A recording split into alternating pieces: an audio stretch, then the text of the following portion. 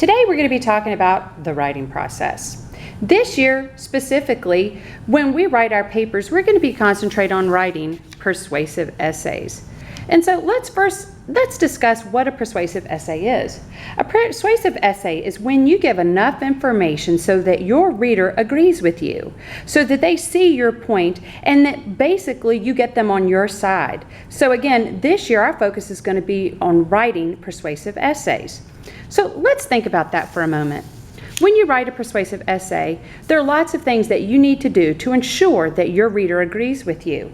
You need to make sure that you give your reader lots of information, like facts. You need to give your reader maybe some figures. You need to give your reader reliable sources that they can trust. You need to give them enough details and maybe even some examples so that your reader sees that you're an informed person and that they can trust you. Basically, you want to present yourself as an expert. You want to make sure that they know you know what you're talking about. And if you do all these things, then your reader will trust you and you get their stamp of approval and you know that you've done your job in writing a persuasive essay. So let's backtrack if we can and again discuss the focus of today's activity, the writing process. There are 5 parts to the writing process. The first part is brainstorming. The second part is pre-writing. The third is rough draft. The fourth is editing, and oftentimes with today's computers, we do rough draft and editing simultaneously. And then the 5th part of the writing process is publishing your work. So let's take a look at each one of these independently. Let's start with the first part of the writing process, which is brainstorming. Brainstorming is when you come up with ideas. Well, that can be hard for some students, for anybody really. So what I do is I recommend certain types of brainstorming throughout the writing process. I encourage students to think about personal examples they can pull from that relate to the topic they're writing on. I encourage students to think about movies, books, or magazines, any examples that you can pull from these that you can include in your paper. This year, we're going to be doing some internet research, getting some information that relates to our topic.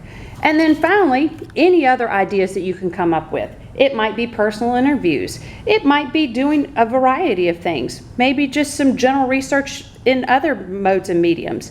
But the key is getting enough information so that your reader says, hey, this person knows what's going on and I definitely agree with them.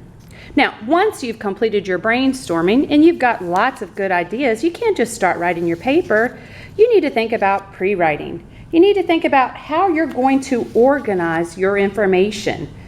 That's important because if your paper's not organized, it doesn't matter how many good ideas or what good ideas you have, your reader isn't going to see your point of view. So organization is the key. Now, I like to use all kinds of organizational tools. Sometimes I like to use webs, and we'll be using those this year. Other times I find that maybe using lists or charts, or maybe even something like a 4-square, which is kind of a chart, would be beneficial in the pre-writing stage. Or sometimes I like to use an outline, and we're definitely going to be using outlines this year.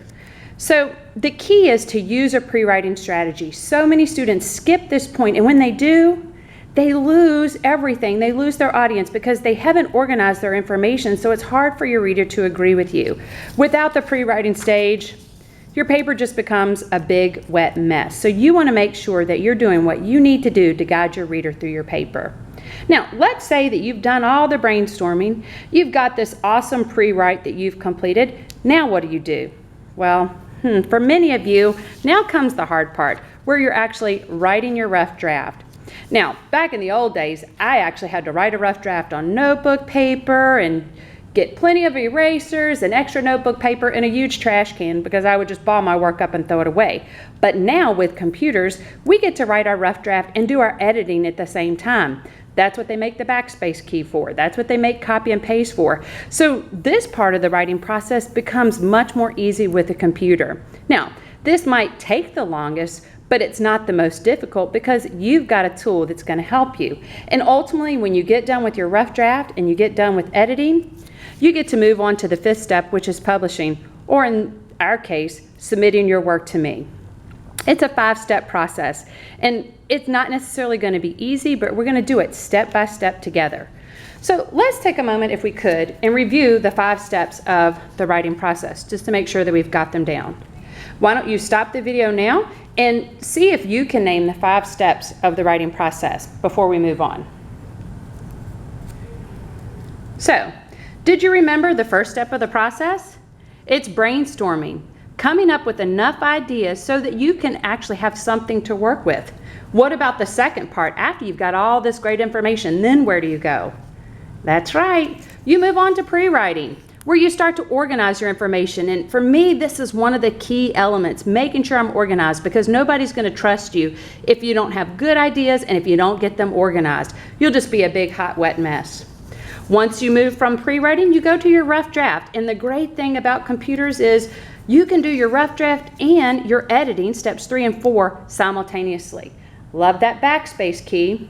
And then finally, once you're comfortable with your draft, you've edited your work for composition, written expression, and for usage in mechanics, you move on to the final stage, which is publishing, or what we call in school, turning it in. So those are the 5 steps in the writing process. Now, we'll be working together this year to kind of hone that process and make it as easy for you as we can. But let's talk about, hey, how do I get from brainstorming to publishing? It just seems so overwhelming. And that's what we're going to do today. We're going to begin working from this part of the process to this part of the process. So, the very first thing that I like to do whenever we talk about writing is, well, of course you're going to get a prompt. You have to analyze the prompt. You have to know, well, what is it exactly I'm supposed to be writing about? And this could take maybe a day to really break down the prompt, figure out what is it that I have to write about. And you go through those steps, and once you really have a firm grasp on what they're asking you, once you've identified the question that's being asked, are you ready to write a paper? Not really. There's still something that you have to do. Something very important is you have to pick a side. Oh, so often when I teach writing, I have students say, well, can I just sit here on this fence? Can I say, well, this is right and this is right, and so I'll just sit here in the middle? You can't do that. You have to pick a side. When you write a persuasive essay, you need to persuade somebody to believe one thing or the other. You're not going to ask them, hey, you get to choose. You're going to say, I pick this or I pick this. And then you're going to work toward making sure that they agree with you. So, analyzing the prompt is very important. Identifying that question being asked, picking a side. And once you've done all that, then you actually move into the writing process. You can't begin to write until you know what you're writing about. Right, guys? Right. So, what we're going to do today is we're going to work on analyzing a prompt together. We're going to identify the question that's being asked. I'm going to ask you to pick a side, and then we're going to move on to talking about how do we get started in the brainstorming process, and how do we move from step 1 to step 5. All right, so let's get started. Great job, guys.